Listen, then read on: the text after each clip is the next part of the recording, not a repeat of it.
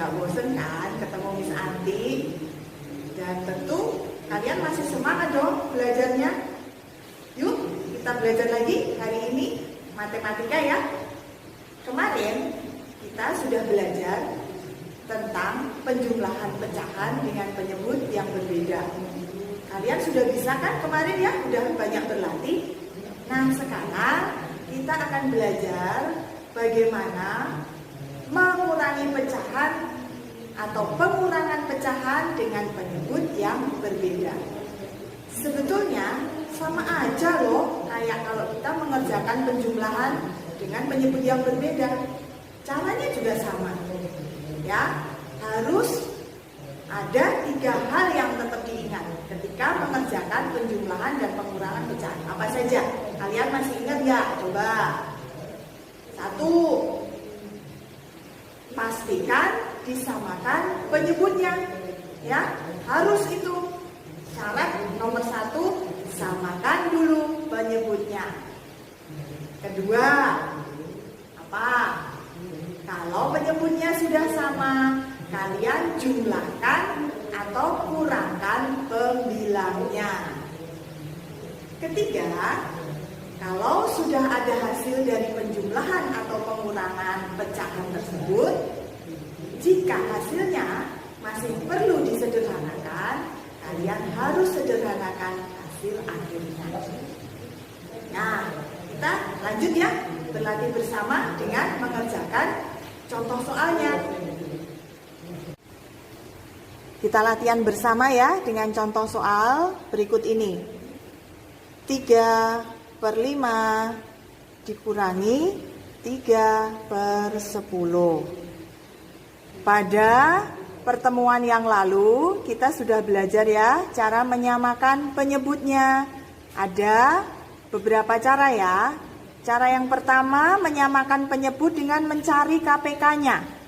Mencari KPK-nya bisa dengan mencari kelipatannya, bisa dengan pohon faktor, bisa dengan cara tabel. Kalian mau pilih pakai cara yang mana? Terserah, yang penting kalian menguasai ya, karena pakai cara tabel, cara pohon faktor ataupun kelipatan, hasilnya pasti akan sama kalau kalian cara mengerjakannya benar.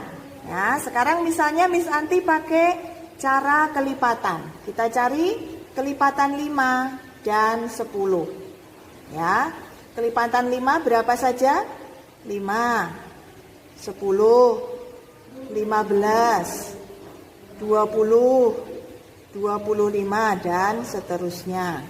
Kelipatan 10, 10, 20, 30, 40 dan seterusnya.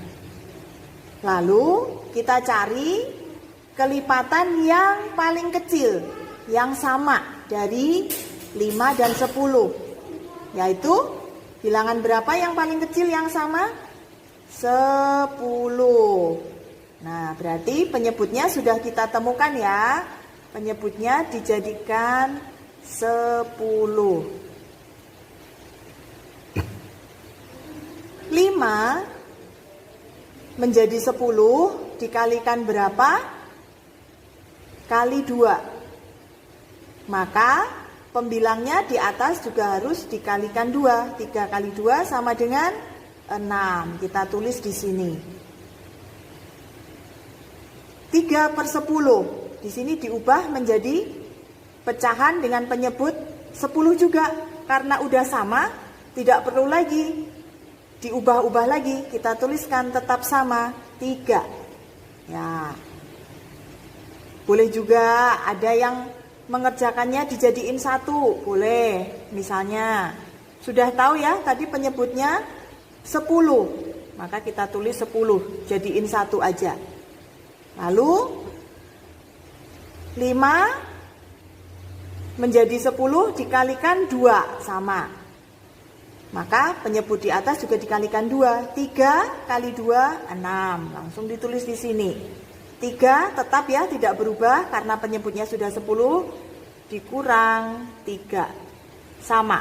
Kalian boleh pakai cara dipisah begini atau cara jadi 1. 6 dikurangi 3 sama dengan 3/10. Penyebutnya tetap ditulis sama.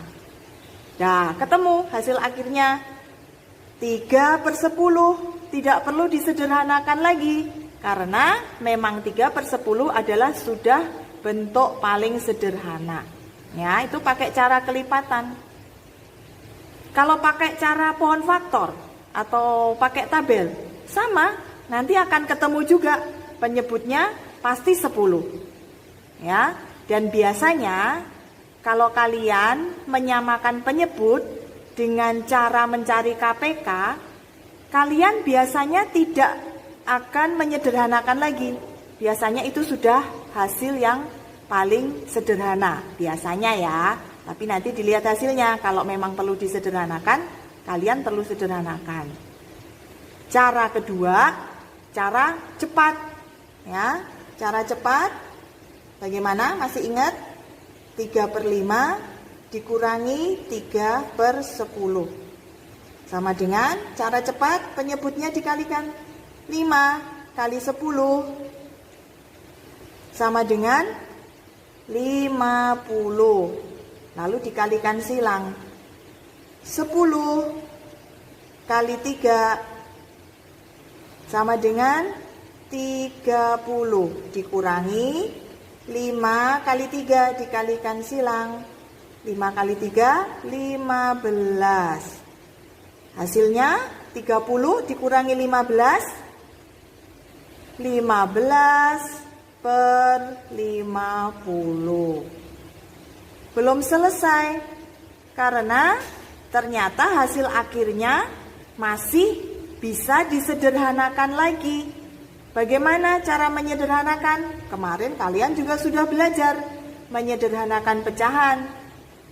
Bisa dengan memakai FPB atau dibagi dengan angka yang sama sampai habis, tidak bisa dibagi lagi baik pembilang maupun penyebut. Ya, FPB dari 15 dan 50 nanti kalian bisa cari sendiri ya, pakai cara tabel boleh, pakai pohon faktor boleh.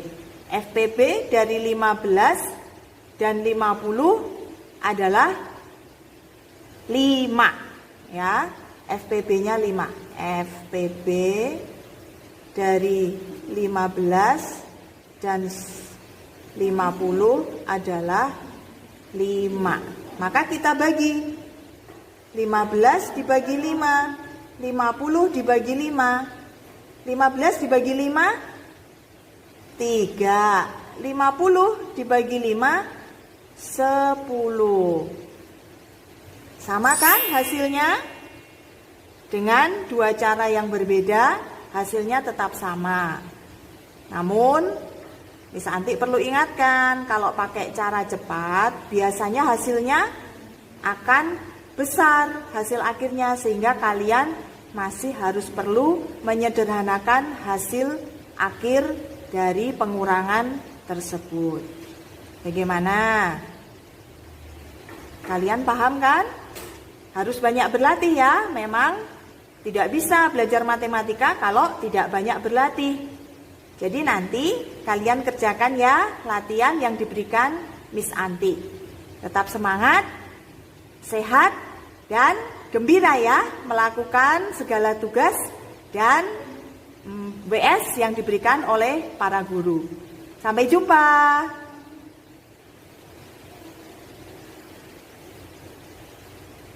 Ini.